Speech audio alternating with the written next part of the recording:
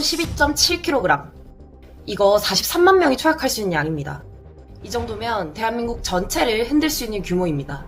그렇다면 박광렬은 왜 범행을 부인하고 있을까요? 어차피 필리핀 교도소에서 평생 살아야 되기 때문에? 아닙니다. 제 생각에는 안녕하세요, 류미래입니다. 저는 검사 시절 마약 수사를 정말 열심히 했었고 마약 우수검사로 뽑히기도 했었는데요. 저한테 단약하겠다고 했던 피고인들 잘 하고 있죠? 요즘 전 세계 박광렬이 핫한 이슈입니다. 저도 필리핀에서 이 사람 호화 생활하는 거 보면서 정말 깜짝 놀랐습니다. 오늘은 필리핀에서 텔레그램을 통해 국내에 마약을 유통한 혐의를 받고 있는 박광렬 사건에 대해서 알아보겠습니다. 먼저 박광렬은 처벌 대상일까요? 많은 사람들이 내가 대한민국 국민이긴 하지만 외국에서 범행하면 괜찮지 않나? 라고 오해하시기도 하는데요. 답은 무조건 처벌받습니다. 우리나라 형법에는 속인주의, 속지주의라는 개념이 있어서 대한민국 국민이라면 어디에서 범행하든 누구든 대한민국에서 범행하면 모두 다 처벌 대상이 됩니다. 박광렬은 대한민국 국민이고 지시는 필리핀에서 했지만 결국 마약이 유통된 곳은 대한민국이기 때문에 빼도 박도 못하는 상황입니다. 게다가 박광렬은 우리나라와 필리핀의 범죄인 인도 조약에 따라서 국내로 송환됐기 때문에 이제 도망자 생활은 끝났다고 보셔야 됩니다. 그렇다면 박광렬은 무슨 범죄를 저질렀을까요? 현재 박광렬의 혐의는 마약 밀수, 판매, 투약 크게 세 가지로 나뉩니다. 박광렬이 대한민국으로 밀수하거나 유통하려다 적발된 필로폰 양은 12.7kg. 여러분, 이거 얼마나 많은 양인지 감이 오세요? 무려 43만 명이 투약할 수 있는 양입니다. 이 정도 양이면 의정부 인구 전체가 한 번씩 투약할 수 있는 양과 비슷합니다. 이건 어떻게 계산할까요, 여러분? 보통 필로폰 1회 투약량이라고 하면 0.03g을 말합니다. 그러니까 12.7kg을 0.03g으로 나누면 몇 번 투약할 수 있는 양인지를 알게 되는 거죠. 결국 박광렬이 들여온 양은 대한민국 전체를 흔들 수 있는 규모의 양이었습니다. 박광렬은 현재 마약 밀수, 판매 부분은 부인하고 투약만 자백하고 있는 걸로 보입니다.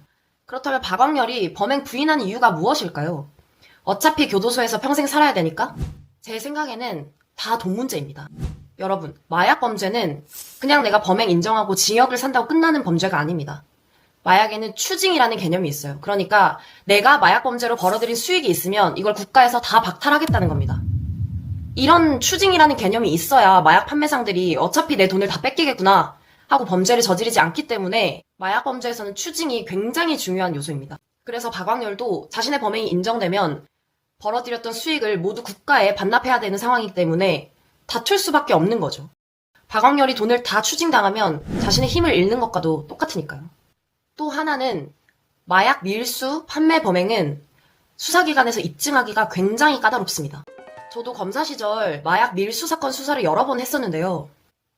이 사건 수사할 때 저도 진짜 힘들었습니다. 밀수 범행이 인정되려면 외국에서 마약류의 출처는 어디인지, 비행기, 배, 어떤 경로를 통해서 대한민국으로 유통되었는지, 언제, 어느 장소에 도착했는지, 그 이후 어디로 유통되었는지, 수익을 누가 가져갔는지 이런 것들이 전부 입증되어야 하고 하나라도 입증되지 않는 경우에 무죄 가능성이 있기 때문에 지금 수사기관에서도 아마 굉장히 애를 먹고 있을 것 같습니다. 박광렬도 아마 여러 차례 수사를 받으면서 이런 밀수 판매 범행 입증이 까다로운 것을 알기 때문에 일단은 범행 부인하고 자신들의 공범 중 누가 잡히는지, 뭐라고 얘기하는지 이런 것들을 좀 보면서 입장을 정하지 않을까 싶습니다. 그렇다면 박광렬은 왜 필로폰 투약 사실은 자백했을까요? 이유는 간단합니다. 필로폰 투약은 증거가 명확해서 뒤집기가 어렵기 때문입니다.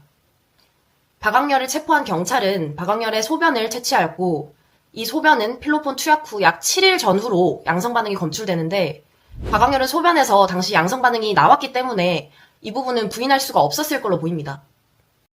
그런데 여러분, 여기서 특이한 점은 박광렬이 필리핀 교도소에서 월 1, 2회 정도 필로폰 투약 사실이 있다고 자백한 점입니다. 이게 왜 특이할까요? 보통 필로폰 판매자들은 마약의 위험성을 알기 때문에 자신들은 판매만 하고 투약하지 않는 경우도 많습니다. 그래서 박광렬도 이번에 소변에서 양성 반응이 검출되었지만 나 호기심에 처음으로 해봤다 라고 할 수도 있는 거잖아요. 여러분, 제가 답을 알려드리겠습니다. 보통 모발은 한 달에 1cm 정도가 자란다고 보고 있습니다. 그래서 만약 내가 한 달에 한 번 투약을 했을 때 이 모발을 1cm마다 쪼개서 감정을 하면 한 달에 최소 한 번은 투약했는지를 과학적으로 증명할 수가 있습니다. 제 추측으로는 수사기관에서도 박광렬의 모발을 채취했을 것이고 이런 중요한 사건은 1cm마다 쪼개기 감정, 그러니까 분절 감정을 맡기기 때문에 박광렬도 어차피 내가 한 달에 한 번 투약한 거는 다 입증되겠구나 라고 예상을 했을 걸로 보입니다.